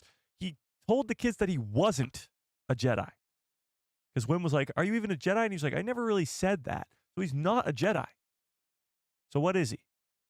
So one of the big twists and turns that could be coming our way is that Jod may know a lot about the Sith and lead fans to think that he is a Sith or not. But the ancient Sith text could be in this next episode. Either way, I think episode 5 is going to be a banger, to say the least. A lot of fans weren't very pleased with episode 4, sorry, which blew my mind. Episode 4, to me, felt like the perfect extension of the first 3 episodes. It obviously focused a lot on Neil and his new girlfriend, which, I mean, a lot of people don't like that stuff in Star Wars. Look at Attack of the Clones. Not everybody. A lot of people hated the whole Padme and Anakin thing. I like it, but that's just me. But people, again, didn't like the Neil romance stuff. Whatever. You take it or leave it. But I think episode 5 is going to come back around and just be absolutely insane. And lead us perfectly into this back half of the season for some pretty epic stuff to happen. Yeah. Because if this is in episode 5, if this right here, this Sith text is in episode 5, then what's episode 6, 7, 8? If we find the treasure in the next episode, what's after that? You know? What then becomes the end game of this show? It's so weird because with the last show, which was The Acolyte, we really didn't know much about where that show was going either. We knew that there was the twins, but we even didn't really know about them until very late in the game, right before the show started. But we didn't really know what the end game of that series was going to be. With Ahsoka, we did. We knew that they were going to Peridia, or they were going to a different galaxy, and they were going to find Ezra, they were going to find Thrawn. We knew all that going in. We didn't really know for sure if that Anakin and Ahsoka thing was going to happen in the World Between Worlds, but we did know that Ezra and Thrawn were going to be in the show. Before that, The Mandalorian, again, we didn't really know much. But we're going into this back half of the season of Skeleton Crew with very little knowledge of what's to come, which is both weird and exciting at the same time. Because anything is possible. And ancient Sith texts might just be the tip of the iceberg, which is insane. From bounty hunters to pirates to whatever the hell's going on Atten with this supervisor and all that stuff, it'll all be revealed by the end of this show. And somehow, some way, this treasure in Sith texts, they're going to play a big role in it. And that's what gets me hyped up. Yeah. So throw in your craziest predictions for episode 5 of this Skeleton Crew show in the chat right now. By the way, we're coming to a close on 2024. Now, we'll have a live stream celebrating 2024 for Star Wars content in general. But can we talk about how great of a year it's been for Star Wars content? And I was talking about this yesterday, but actually I was talking with Samantha about this. And I was saying how so many people would disagree with me, but I think 2024 might have been one of the greatest years for Star Wars content ever. Actually think about it for a second. Before you go, Mike, you're an idiot. Are you kidding me? We had so many. Think about it. We started the year with The Bad Batch. The Bad Batch Season 3. The final season of The Bad Batch, which arguably is one of the greatest single seasons of animated Star Wars ever. Up there with Rebels Season 3, Rebels Season 4, Clone Wars Season 7, Clone Wars Season 5. It's up there for one of the greatest single seasons of Star Wars animation ever. Then we get Tales of the Empire, which I agree is not as good as Tales of the Jedi, but still, it's really good. The Grievous stuff with Morgan Elsbeth on Dathomir was fantastic. The Grand Admiral Thrawn stuff with Morgan Elsbeth was awesome. The Barriss episodes later were really, really cool. Seeing her be the healer was great. But that was cool too. So you start off the year with some incredible animation. The Bad Batch to the Tales of the Empire. Then you have The Acolyte. And I know The Acolyte's a very divisive thing, and people are very divided on the topic of The Acolyte. I absolutely loved it. Episode 5 specifically, the finale specifically, just the lightsaber duels, the story in general. Chimera is now one of my favorite characters of all time. It was just incredible. Seeing Darth Plagueis in live action for the first time ever was awesome. Obviously, it got canceled for a second season, which is a bummer, but itself, the first season was still great. Then you have a couple months off from Star Wars content, and in those couple months off, you get this thing called Lego Star Wars Rebuild the Galaxy. Star Wars' what-if version of what-if version of Star Wars. You got to see Darth Jar Jar again. You got to see all this cool story, which, by the way, has 100 on Rotten Tomatoes. But even if you don't like that, it's whatever. It's a cool little thing. Then to end off the year, we have Skeleton Crew. And Skeleton Crew, I think, has exceeded almost everybody's expectations as to how good it could be. We didn't know much of anything going into the Skeleton Crew series, and it's just blown me away as to how good it could be. And we're only halfway through the season. So when you look back at 2024, it's a damn good year for Star Wars content. I struggled to find a year that's better. Last year, 2023, was pretty damn good because I'm a big Ahsoka fan, and Ahsoka was spectacular. But in that year, it's really only Ahsoka. Jedi Survivor is pretty good too. Jedi Survivor and The Mandalorian Season 3, right? Oh, The Bad Batch Season 2 too. Interesting. So 2023 was a great year too. 2022, cast my mind all the way back to then, was the Book of Boba Fett, Kenobi, and Andor. That's a crazy year. That's a pretty good one. Still not better than this year, I don't think. 2021 would have been The Mandalorian Season 2 and Clone Wars Season 7. Ooh, that's a great year. And Tales of the Jedi, was it? No, that was Andor. No, so that wasn't that year. But that's a great year. That right there is a great year. Or maybe that was Bad Batch Season 1. Yeah, Clone Wars Season 7 is 2020. Actually, so was The Mandalorian Season 2, no? I don't know. I'm getting all my years mixed up. But it's a great year for Star Wars content. We'll put it that way. Yeah.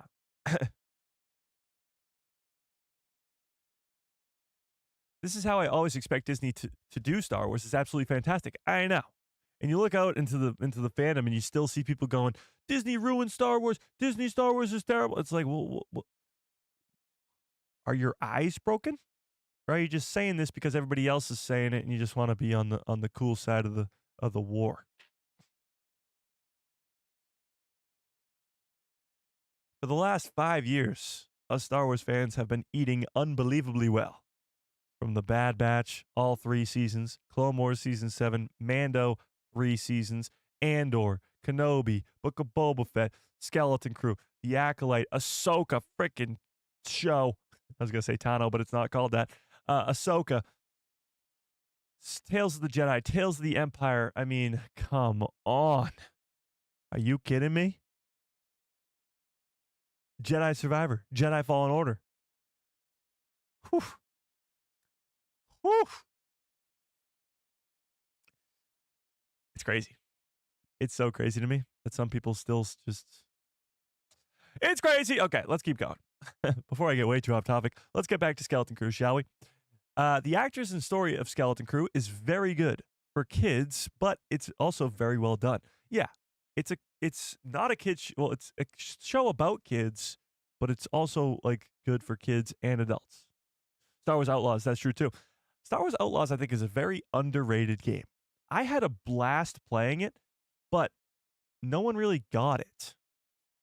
Now, the argument may be that the character of Kay Vess is not a good one. Not a lot of people like the character, because a lot of fans love the character of Cal Kestis. It's not a... I mean, makes sense, but it's an open-world Star Wars game. It's incredible. Even if you don't like Kay Vess, you're still just going around Star Wars. It's sick. Whatever. I had fun with it.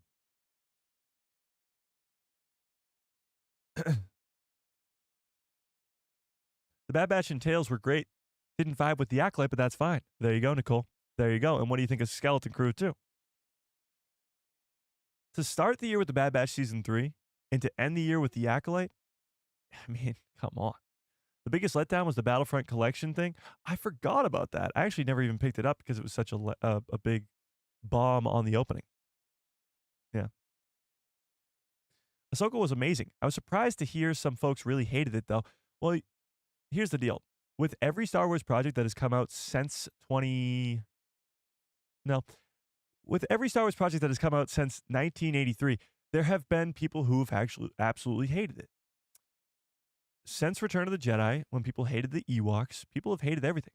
The Phantom Menace was completely divided the fandom. Attack of the Clones, even more. Revenge of the Sith, even more. The sequel trilogy, of course. Everything on Disney Plus, more and more.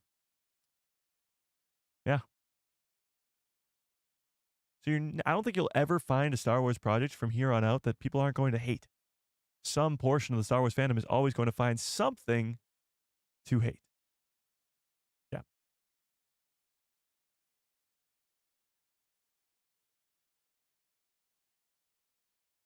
Indeed.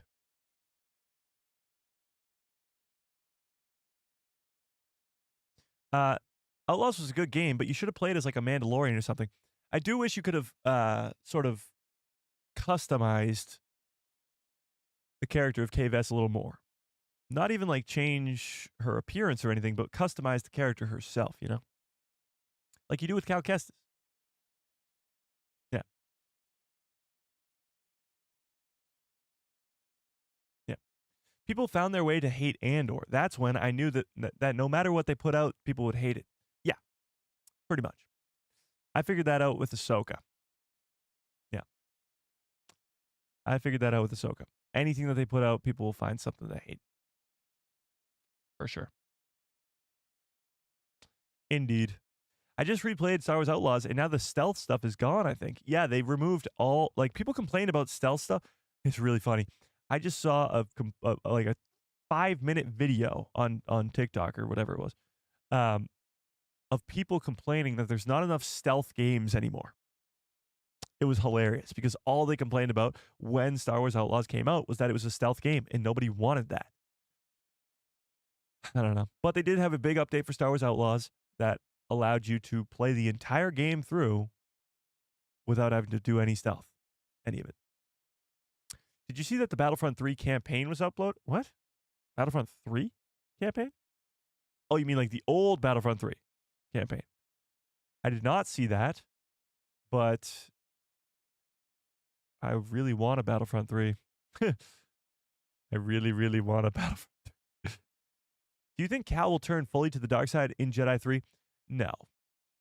I don't think so. Yes, he had that dark side sort of stuff happen at the end of Jedi Survivor, and I think he'll have to work through that. But he has Merrin, and I don't think he's going to go full dark side. Yeah. Yeah. All right, let's get back to Skeleton Crew. Let me end this poll. By the way, 41% of you guys said, or 40% of you guys said other for bounty hunters showing up in this show on that poll. Well, then who? If you put other on that poll, who do you think for bounty hunters will be showing up in Skeleton Crew? When the bounty's put on these kids' head, who is Brutus going to send after them? 29%, almost 30% of you said Din Djarin. I don't think Din will show up as a bounty hunter hunting down the kids, but I think he could show up to help the kids. That's a possibility. 20% of you said Bossk, and 9% said Dengar. So we're pretty split on that one. Pretty split. Unless Merrin dies, then that would send him full dark side. Yes. If Merrin dies, that would fully send him dark side. What if Jedi 3 takes place during the time of the Mandoverse and Thrawn kills Merrin? That would be crazy. Then Cal Kestis can go full dark side on the big blue meanie. That would be wild. Zori Bliss. Zori Bliss would be cool, but I think she's mostly... She might be too young at this point, actually. But I don't know. New bounty hunters. Okay, so new bounty hunters seems to be a possibility. Yeah. A possibility. Jedi Survivor's the best game ever. I agree with that. I agree with that. The Bad Batch? We see the Bad Batch in live action? I don't think so. Not in Skeleton Crew, but maybe. Maybe. When's the open world Star Wars game come out? It already did. Came out in August. Ventress? Ventress would be really cool because she just showed up in this year in the Bad Batch Season 3. So she's alive. And there's no way that Dave Filoni brought Asajj Ventress back from the dead not to bring her into live action. Think about the relationship that Asajj and Ahsoka have. Like, the two of them need to be on the same screen. Fallen Order is better than Survivor, in my opinion. I like Survivor a little bit more, but that's an argument that's great to have. Like, the fact that both of those games are so unbelievably good is great. Yeah. Never played it. Did it live up to the hype? I liked roaming around in the open world, but I also don't like I also don't like single player games, campaign games. I like them when I live stream them on the channel, but I don't like playing them by myself. I'd rather play a multiplayer game with like my friends or something. So I'm not the biggest fan of the first person games. Having said that, roaming through Star Wars, roaming through Tatooine, just for fun, was awesome. We got to see a Krayt Dragon. We got to see Jabba's palace. We got to see some pretty cool stuff. Yeah. Do you think Jod will sacrifice himself for the kids, or will one of the kids die? I don't think any of the kids will die in this show. However, talking about Jod sacrificing himself for the kids, it's possible that Jod is going to turn on the kids in this 5th episode. Episode 4 was to sort of establish that the kids can now trust Jod because he saved their lives. But he only saved their lives for his own benefit. The kids are the ones who are going to get him this treasure. So he's still only working towards getting that treasure. So Jod is only ever going to help the kids when it's in his best interest. So once they find the treasure, Jod is going to cast these kids to the side. And maybe, just maybe, he's going to sort of stab them in the back, like he mentioned in episode 3. So I think Jod is going to turn on these kids and eventually, by the finale, come back to save them. Very Han Solo-esque, leaves with the credits and then comes back to save the day at the end. Yeah. So I do think Jod could sacrifice himself at the end of the show to save the kids, but I don't know if a sacrifice is needed. Yeah. I want to see Dengar and learn more. I want to see Dengar. I want to see Dengar too, because we haven't seen him in forever. It'll be interesting to see how they do him because he is played by a specific actor, who of course is can't play him anymore. I can't help but notice Dengar's blaster here looks awfully similar to the one that Jod was trying to shoot at SM-33 at the end of the last episode. Coincidence? Like, that looks like the exact same blaster that they were trying to use to destroy SM-33 at the end of the last episode. I don't know, chat. Pretty interesting, if I do say so myself. How many years after Return of the Jedi is this? Let's see. I think 7, 6, 7, 8, around that time. I'm not exactly sure, but The Mandalorian season 1 is 5 years after. And some time has passed since then. So Mando season 1, season 2, season 3, Book of Boba Fett, Ahsoka, and this. So it's probably, I guess, 6, 7, 8, maybe even 9, maybe even 10. I don't know. The timeline's a little weird. How close together do all these shows take place? That's the big question. How much of a time jump is in between Mando season 1, season 2, season 3, and all that? Yeah. But I'd say anywhere from 5 to 10 years is after Return of the Jedi. So not that long after, but definitely a good amount after.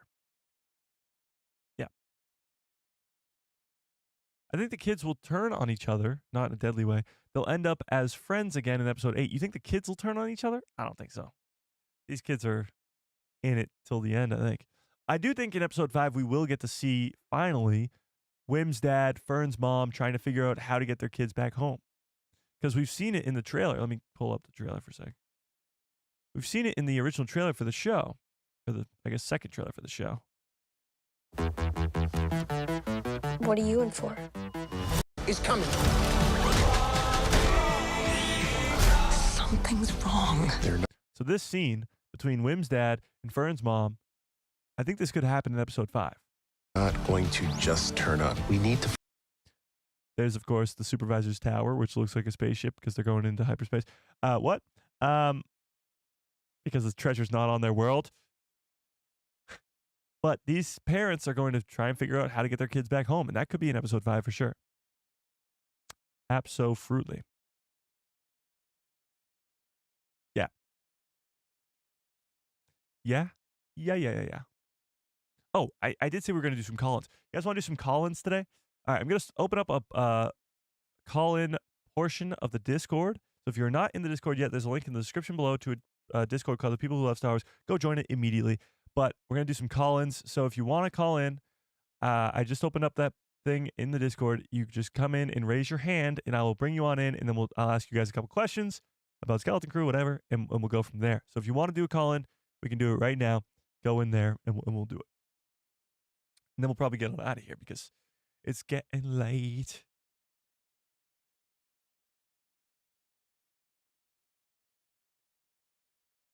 So if you want to do a call-in, you got to come in and raise your hand. By the way, this trailer has 4.2 million views. The first trailer for Skeleton Crew has 5 million views. That's not a lot of views. I mean, not a lot of views, but it's not a lot of views in terms of other Star Wars trailers. And obviously the numbers have been down for Skeleton Crew, but I mean, this show's incredible. So I still think that we're going to be getting hopefully more and more people watching the show as word of mouth gets around that this show's incredible. It's still up in the 90s on Rotten Tomatoes. It's still getting better, and it's still just this incredible show that hopefully we'll see get better numbers, because we want it to get a second season, and the numbers clearly are a big part in that.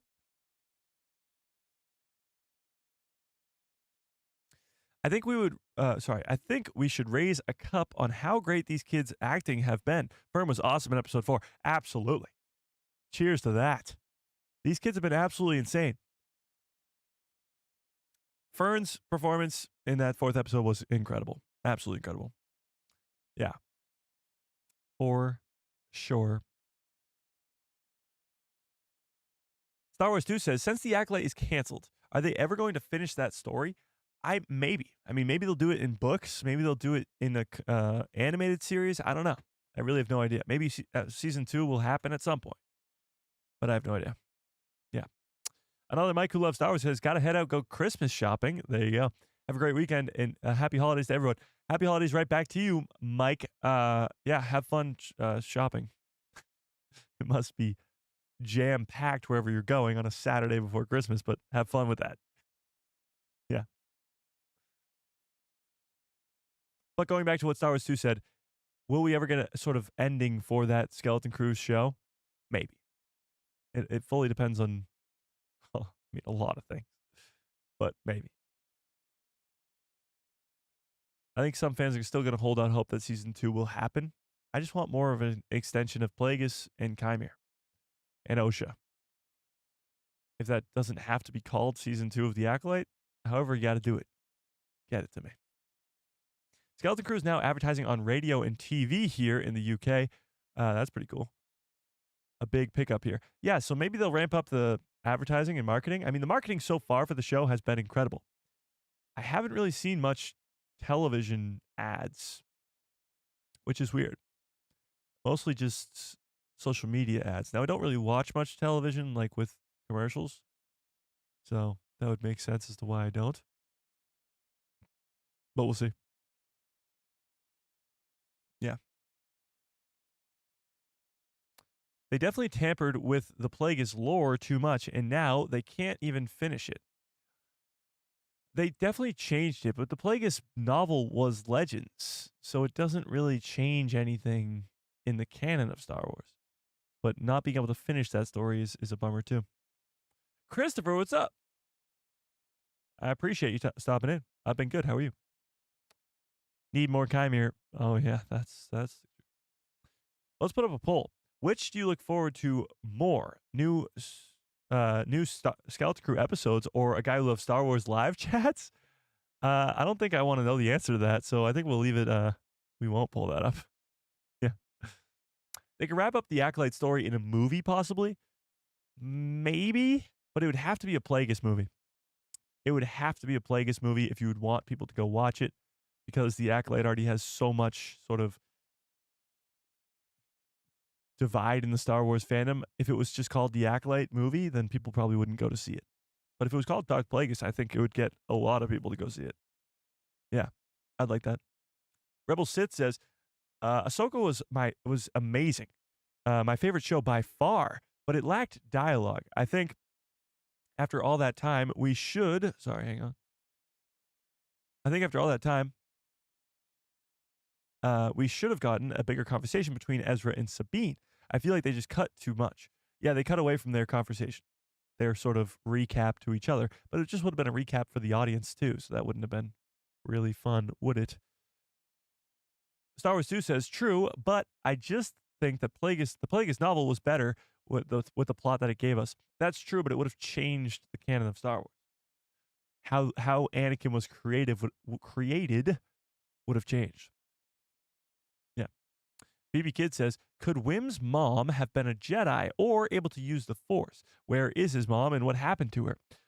Could him not having a mom just be a detail, or is it something way bigger to do with the story?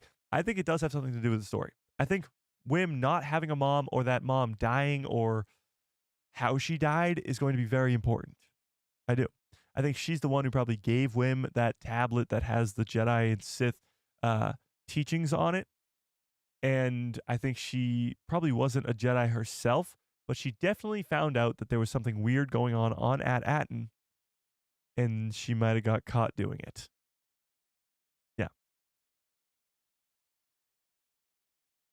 But I agree with you, BB-8. I think that Wim's mom is going to be something important. Yeah. Yeah. Christopher says, I'm doing good, just crazy busy the last couple of months. Don't worry about it. I've been seeing the notifications for lives, but I've actually had to go into the office. How dare they? Yeah, what the hell? Don't they know that I'm live? They make you go into the office when I am live on YouTube? Are you kidding me? They make you work. Well, I am live. That's insane. That's insane. That shouldn't be allowed. That should actually be illegal. We should make it illegal that you have to work during a time that a guy who loves Star Wars is live on YouTube. Write that down. Okay. I'm at work right now. Well, there you go. There you go. You're at work right now listening to me. That's hilarious. Well, say hello to everybody in your office. Hi, everybody. Hi. You should be watching me too. You're stupid if you don't.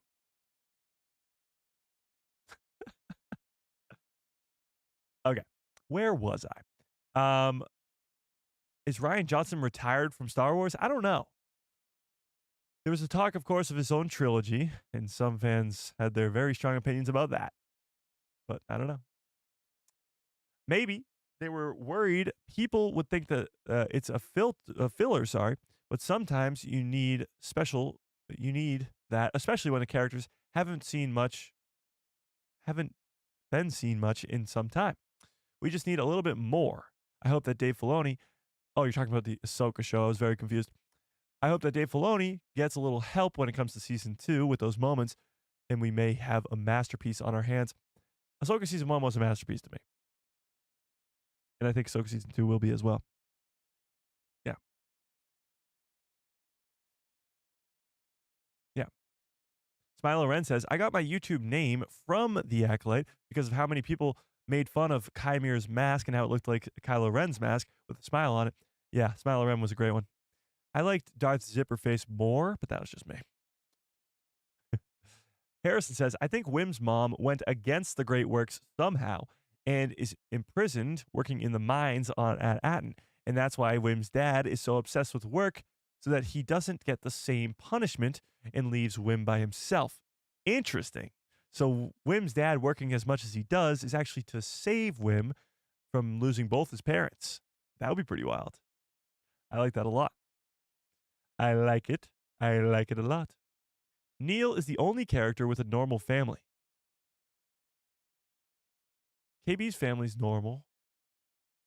And so is Fern's, I would say. The kids just aren't normal. You know?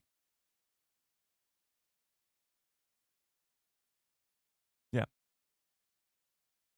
I'm wrapping Christmas presents? That's awesome. That's awesome, Selena. What'd you get me? What did you get me?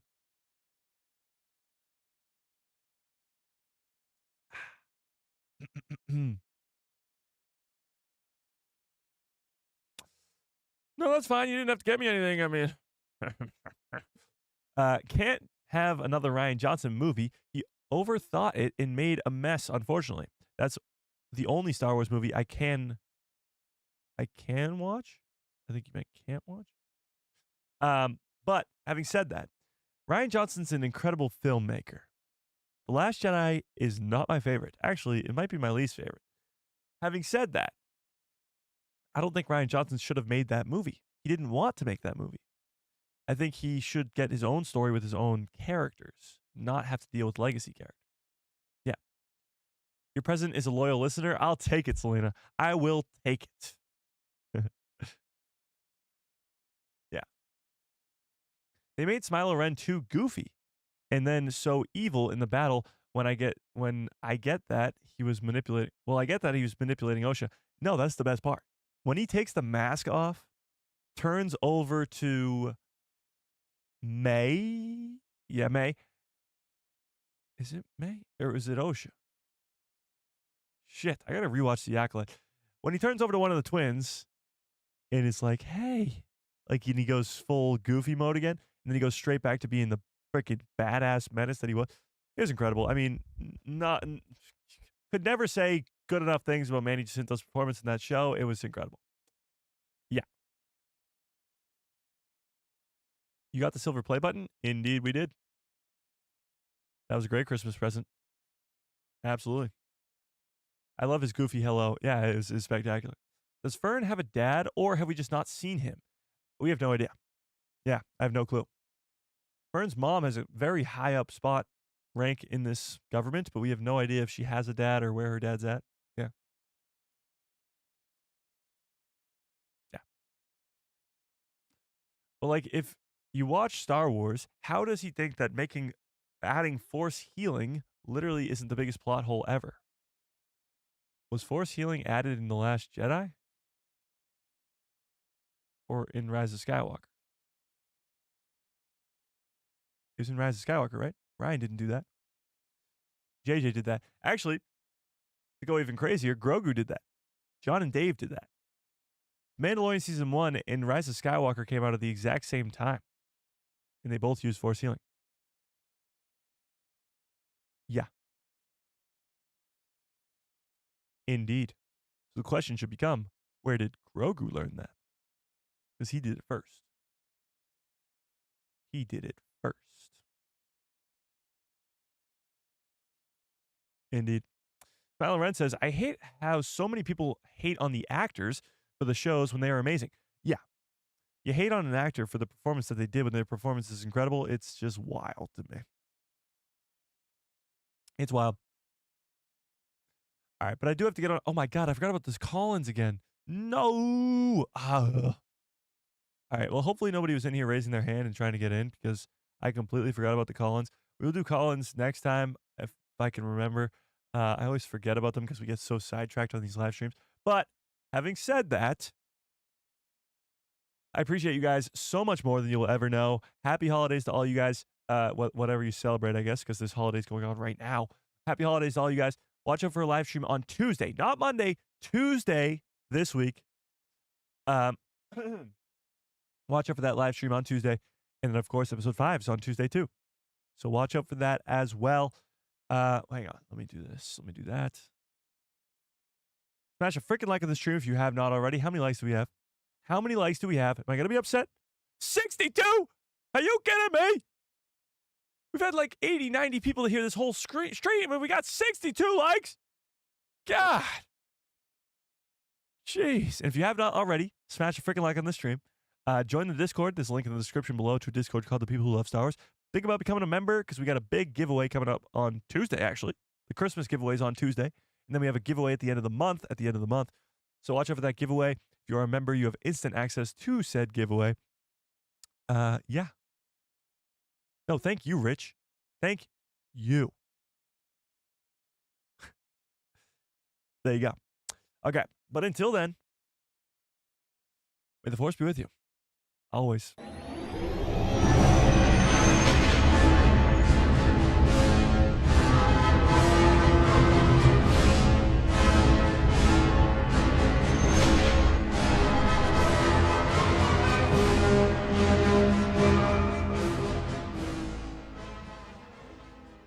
Oh, yeah. What a great stream. What a great show. You guys are the absolute best. I appreciate you all so much more than you will ever know. Keep the conversation going in the Discord if you don't want it to end because it never ends. But yeah, until then, smash a freaking like in the stream if you have not already.